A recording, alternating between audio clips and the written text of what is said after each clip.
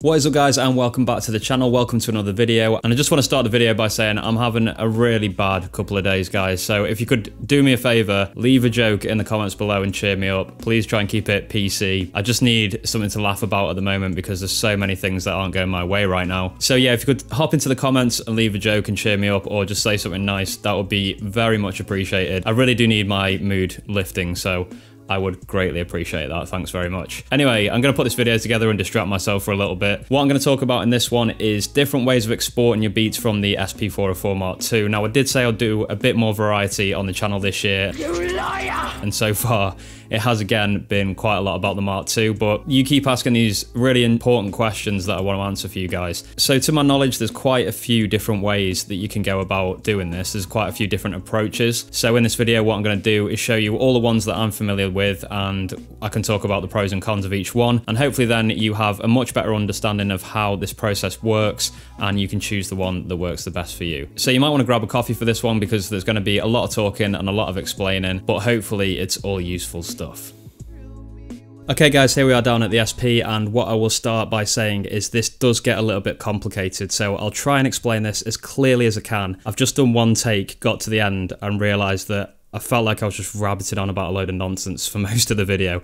So I've started again. I'm going to try a little bit harder to make this as clear as possible, but it is a little bit convoluted. But yeah, I was hopping around way too much when I was talking about it in the last take. So let's give this another go and I'll explain it. So method number one, this is the live performance method. And this is something that I used to do a lot on the SX. And you can actually find a video about it in my archive. I think it's called something like the way I record 99% of my beats on my SP404 SX. I think it was called something like that. And that's the second highest performing video ever on this channel.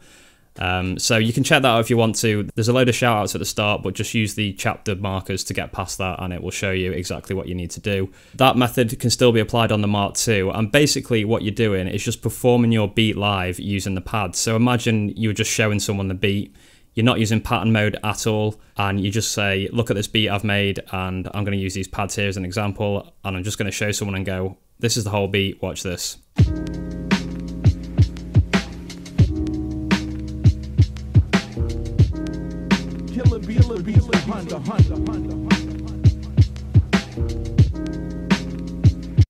Okay, so I'd go ahead and perform that whole beat like that, and at the same time that was happening, I would have some sort of device recording that signal. So it could be something like a handheld portable recorder going straight out the output to the back of the SP, or now, because we've got the USB, you could go USB straight to your computer and record it into something like Audacity or Ableton, and you take that recording and upload that to SoundCloud. So I used to really like doing that because I came from a kind of live performance background. I used to play the drums, so it was kind of nice for me to be able to play things live, even though it was a kind of digital way that I was making music. And also it gives you a bit of flexibility because you can obviously kind of jam a little bit and do things on the fly. So it might make things a little bit more spontaneous for you in that sense, and it can be quite fun. So that's pretty much the first method, I'd say, is just literally perform the beat live and record the signal out as you're doing that. Now, the downside to this is it can take a few takes. If you make mistakes, etc., you do have to start all over again. So it's a very destructive way of doing things,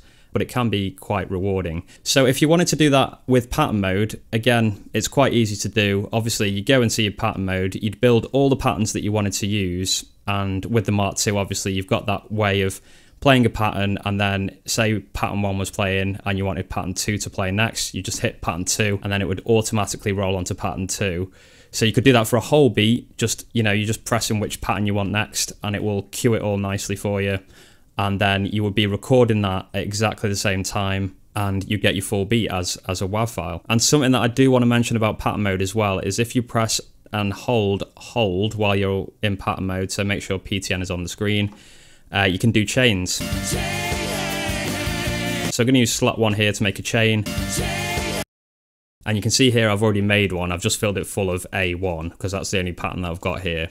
But you can set out all the patterns and what order you want them to play. So you could set all that up and then you could just press play and it record that out. So you wouldn't have to do anything at all once you decided the exact order of the beat. I'm not going to go into how you control this completely. I think that's another video in itself, so I'll leave that for now. But if you want to find out about pattern chaining, just go and have a look at the online manual, and it shows you exactly what you need to do for that. So basically, they're the two ways I think are best for live performance. If you want to live perform, I think they're the only two methods of making beats that really work and make it worthwhile. So now I'm going to go into the sort of next phase or idea of recording out a track or a beat, and that is that you want to get it down to one single file on the device. So you want to make the whole beat and you want to get it down to one exportable file. So that is possible, and whatever way you make beats, you'll be able to do this, whether it's live performance, resampling, or making beats with the pattern mode. You'll be able to get your beats down to one single pad. And then what you can do is export that pad and just upload it straight to SoundCloud or wherever you want to put it. So that's a great way of making beats and keeping everything inside the box. And you'll end up with one file. It's just a single WAV file. You'll be able to export that to your SD card on the SP up here. And then you can take your card out, look at it on a computer and take that file, and there you go, you've got your full beat. So this is where the explaining of it gets a bit complicated, because you could live perform and record that down to one beat on here. You could do that to one pad. Because we've got the 32 polyphony now with this device, you could probably play your whole beat, record it to one pad, and you're never going to get any problems with that. You'll be able to do that perfectly fine on this device. You could also do it with pattern mode as well. You can resample your patterns down to a pad, and you can even use the chaining like I showed you before and record down to one pad. Also, if you were a resampler, you could eventually work it so that you make all the parts of your beat and then resample those down to one single pad at the end to make the full beat. So pretty much in every way that you make beats, you can get it down to one pad on this device now, which is super useful.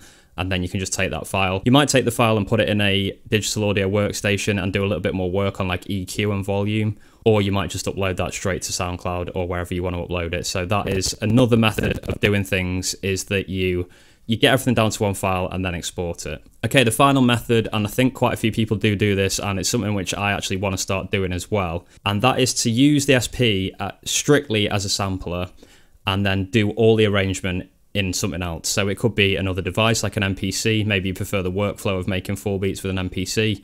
You could take all your files and put them on a computer and arrange the full beat in a DAW. And the benefit of doing that is you get all the effects and everything from the SP, but then you get the luxury of being able to use a DAW to be able to put everything down, and it's a lot easier, and you can do all the little EQs and everything that you want to do and make it a really tight sounding beat by the end of it. So within this method, again, this is another thing that's making things very difficult to explain, is that within this method, there's two ways you can do it. And let me just come out of pattern mode. So the first method is the kind of long way around, I think. And that is that you get all your samples ready. So you process everything that you want to process, all your samples, all your drums, all your little Foleys and everything. And then when you're happy and you've got an idea for a beat and you go, yep, right, I'm going to make that into a beat now. You go to Shift, Import and Export. You go Export to SD card, Sample, and then you'd literally just export every single sound that's in your SP.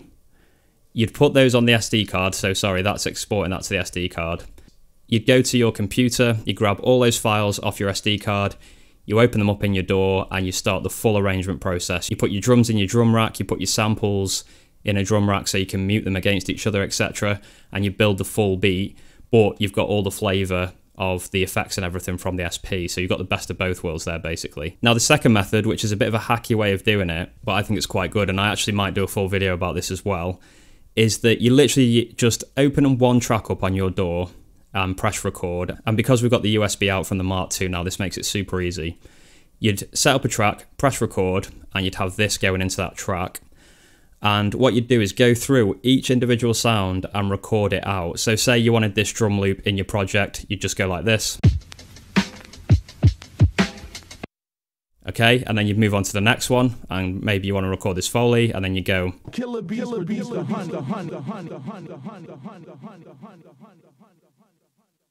And you'd keep that track rolling, you keep it recording, you'd record absolutely every sound out, and then what you can do inside your DAW is get that track and chop all the individual bits up and then use them in the areas that you want them to. So you might chop up all those drum bits and put them into a drum rack and then play them again, arrange them again properly and put pauses in and all that kind of thing. Get your samples, put those in a drum rack so you can mute them all against each other and everything. So I think that's just a quicker way of doing the first one they explained basically, is instead of exporting everything to your SD card, grabbing your SD card, getting them from the SD card, just set up a track in your DAW, maybe like Ableton, press record, record out every sound, and then you can start your arrangement process inside the DAW.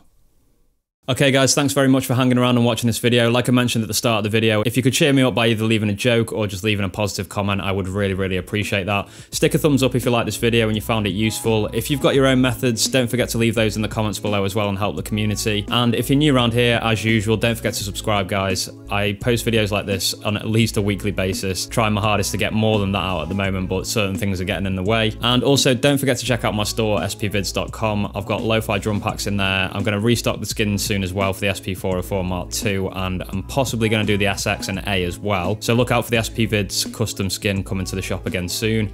But until next time guys, as usual, keep making beats and I will be back with more content very soon. Peace!